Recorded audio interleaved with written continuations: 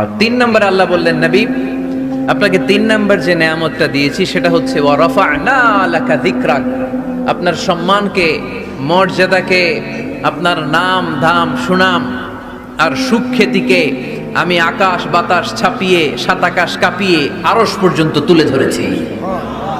I have dignified your status, O my beloved prophet Muhammad sallallahu আলাইহি ওয়াসাল্লাম। আপনার মর্যাদা অনেক উপরে, অনেক অনেক উপরে আমি নিয়েছি।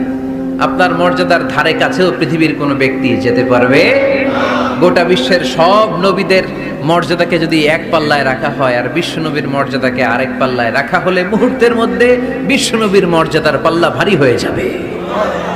এই আয়াত যখন নাজিল হলো, রাফা'না লাকা যিকরাক, নবী আপনার সম্মানকে, আপনার মর্যাদাকে, আপনার সুনাম সুখ্যাতিকে আমি আকাশ পর্যন্ত বুলন্দ করেছি।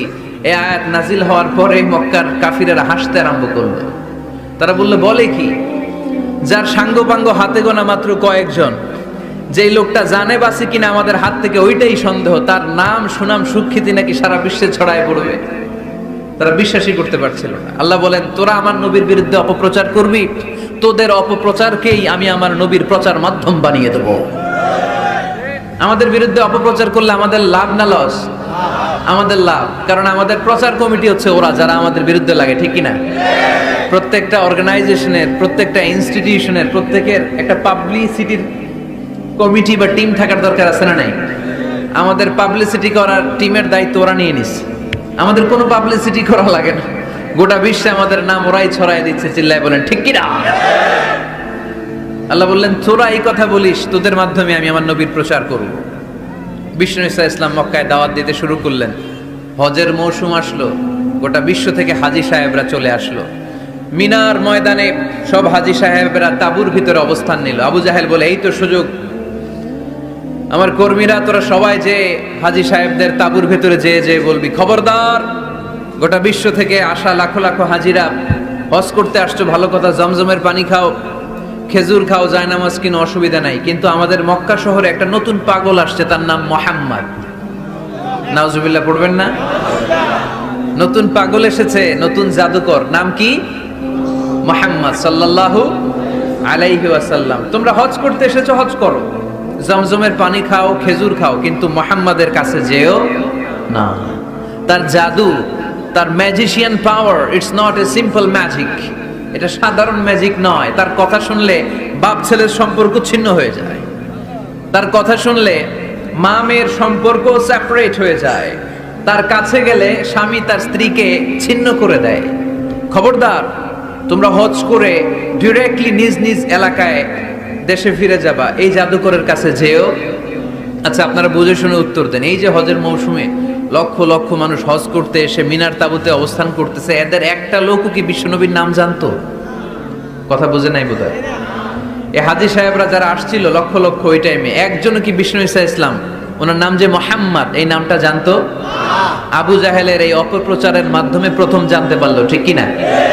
এরপর প্রথম জানার পরে মনে মনে কই, কি রে, জীবনে তো এত বড় জাদুকরের নাম শুনি নাই, জীবনে তো এই মুহাম্মাদের নাম শুনি নাই, কি জাদু দেখায়, হজ করি আর না করি জাদু দেখে যান। কথা বলেন। এর কারণ আল ইনসানু হারিসুন আলা মা মুনিআ, মানুষকে যেটা নিষেধ করা হয় বেশি, মানুষ এটা করতে চায় বেশি। সবাই নিয়ত করে ফেলাইছে, হজের পরে এই মুহাম্মাদের সাথে দেখা না করে আমরা এলাকায় ফিরবো। সবাই এবার দলে দলে বিষ্ণু ঈসা ইসলামকে খুঁজতেছে। সুবহানাল্লাহ পড়বেন না?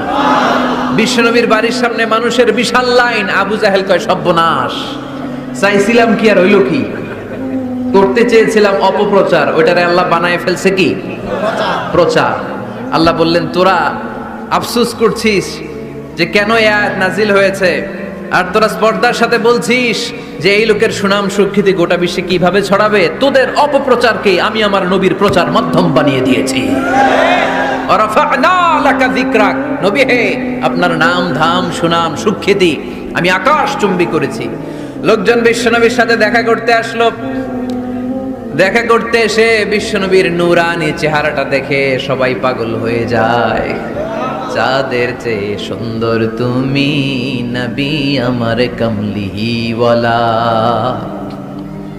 চাঁদের চেয়ে সুন্দর তুমি নবী আমার কমলিওয়ালা, দু জাহানের বাদশাহ তুমি প্যারা নবী সাল্লে আলা, দু জাহানের বাদশাহ তুমি প্যারা নবী সাল্লে আলা, চাঁদের চেয়ে সুন্দর তুমি নবী আমার কমলিওয়ালা।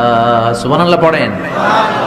বিশ্বনবীর নুরানি চেহারা দেখে প্রথম ধাক্কায় লোকজন বেহুশ, এসে দেখে কি নুরানি চেহারা, আমার পেয়ারা নবীর কি চমৎকার দাড়ি, কি চমৎকার বাবরি চুল, কি চমৎকার জুব্বা। জীবনে এত সুন্দর সুশ্রী পরিচ্ছন্ন মানুষ তারা জীবনে দেখে নাই। তারা বলে আবু জাহিল্লাই কইছি কি দেখি কি, কোনদিন কশিন কালেও এই লোকটা পাগল হতে পারে না, কারণ পাগলের চুল থাকে উস্কো খুস্কো। এলাকায় পাগল আছে না, পাগলরা চুল আশ্রায়, উস্কো খুস্কো চুল। পাগলদের চুলের মধ্যে থাকে জট, জামার মধ্যে থাকে ময়লা, ছেঁড়া ফাড়া জামা পড়ে কি যেন বলে, তারা নিজেরাই জানে না। এমন কোনো কিছু মুহাম্মদের মধ্যে দেখা যায় না। আবার এই লোক কশিন কালেও জাদুকর হতে পারে না, কারণ জাদুকররা মন্ত্র পড়ে বিড়বিড় করে, ঠিক কিনা? এই লোক তো মন্ত্র পড়ে না, বিড়বিড় করে না। এমন এক কিতাব থেকে এই লোকটা আমাদেরকে কথা শোনায়, তার কথা শুনলে হৃদয়টারে ঠান্ডা করে দেয় কে? বিশ্বনবীর বিরুদ্ধে অপপ্রচারকে প্রচার মাধ্যম বানিয়ে দিল কে? আল্লাহ বললেন, নবী হে, নো টেনশন, ওয়া রাফা'না লাকা যিকরাক, I have dignified your status. আকাশ বাতাস ছাপিয়ে, সাত আকাশ কাঁপিয়ে আমার আরশ পর্যন্ত আপনার মর্যাদাকে আমি সুউচ্চ করেছি। চিল্লায় পড়েন সুবহানাল্লাহ। হাইসুমা যুকিরতু যুকিরতা মাই, হাদিসে কুদসিতে এসেছে কিভাবে আল্লাহ রাসূল সাল্লাল্লাহু আলাইহি ওয়াসাল্লামের নামকে সুউচ্চ করা হলো। আল্লাহ বলেন, নবী হাইসুমা যুকিরতু যুকিরতা মাই, যেখানেই নবী আমার নাম নেওয়া হবে, আমার পরপরই আপনার নামও নেওয়া হবে। আমরা যখন কালিমা পড়ে মুসলমান হই, কালেমার প্রথম বাক্যে ঘোষণা দেই আল্লাহ ছাড়া কোনো মাবুদ নাই, লা ইলাহা ইল্লাল্লাহ, আল্লাহর ছাড়া কোনো মাবুদ নাই, কোনো ইলাহা নাই। এই ঘোষণা যখন আমরা দিয়ে দেই, দ্বিতীয় বাক্যে পড়ি মুহাম্মাদুর রাসূলুল্লাহ।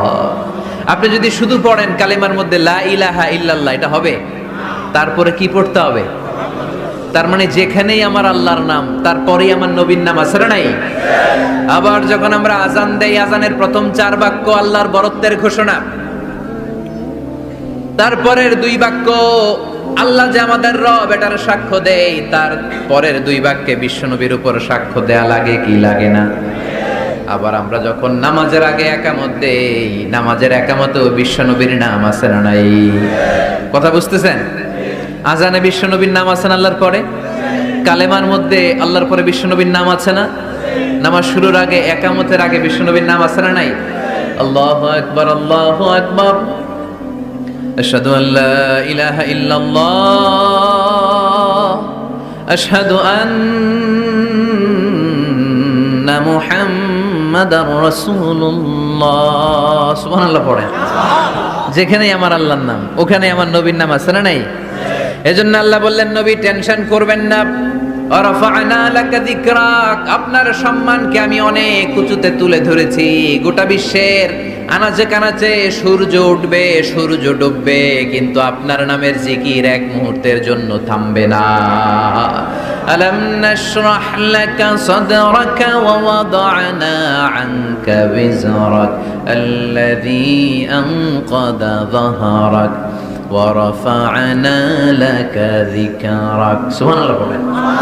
আয়াতটা মুখস্থ করে নেন, ওয়া রাফা'না লাকা যিকরাক, আপনার সম্মানকে বাড়াতে বাড়াতে আমি আকাশ চুম্বি করেছি।